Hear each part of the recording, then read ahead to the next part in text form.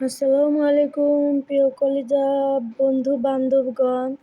আজ আমি রান্না করব 2টা বেগুন নিয়েছি আর আমার 4 টুকরা ইলিশ মাছ ভাজি করা আছে। বেগুন আমার খুব পছন্দের খাবার, কেউ খায় না, শুধু আমি খাই। বেগুন ভর্তা, বেগুন ভাজি, এগুলা খেতে আমার খুব মজা লাগে। আমি 4 টুকরা ইলিশ মাছ দিয়ে এই যে ভেজে রেখেছি মশলা দিয়ে, সব কিছু দিয়ে। তো এখন আমি 4 টুকরা ইলিশ মাছ দিয়ে আর 2টা বেগুন নিয়েছি। এটা দিয়ে আমি একটা ঝোল রান্না করব। রোজা রমজানের দিন ঝোল খেলে ভালো হয়। সব ভাজি ভুজি খাওয়ার থেকে ঝোলও খাওয়ার দরকার আছে।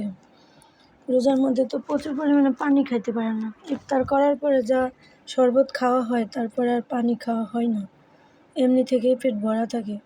যার জন্য আমি একটা ঝোল তরকারি রান্না করব। বাকি সবাই অন্য সবার জন্য আলাদা আলাদা তরকারি রান্না করা আছে।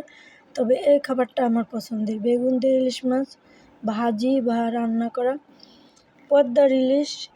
পদ্মায় গেলে ইলিশ মাছ ভাজি বেগুন দিয়ে তো খুব মজাদার খাবার।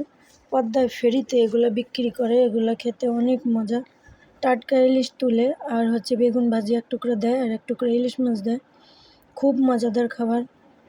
তবে আমি খাইনি, ভাইয়া খাইছে, আমি খাইনি। আমার লজ্জা লাগে খাইতে, হোটেল রেস্টুরেন্টে সবাই তাকায় থাকে, তো এই জন্য লজ্জা লাগে, আমি খাইতে পারি না। তো এটা আমার সেহরির আয়োজন।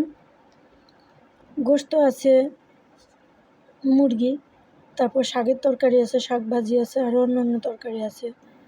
ওগুলো তো প্রত্যেক দিন সবগুলো তরকারি তো আর ভিডিও করা সম্ভব না। আমি জাস্ট আমার পছন্দের তরকারিটাই ভিডিও ধারণ করলাম। এটা আমি শুধু খাবো 2 বেলা। সন্ধ্যা রাতে একটু খাইলে খেলাম, নাহলে সেহরিতে খাবো, বাকিটা কালকে সন্ধ্যা রাতে। 2 বেলা আমার একার হয়ে যাবে। তাই 4 টুকরা ইলিশ মাছ দিয়েছি। ইলিশ মাছগুলো অনেক ভালো, ভাজতে গেলে অনেকটা তেল উঠে, আমি তেল সহকারে রেখে দিয়েছিলাম।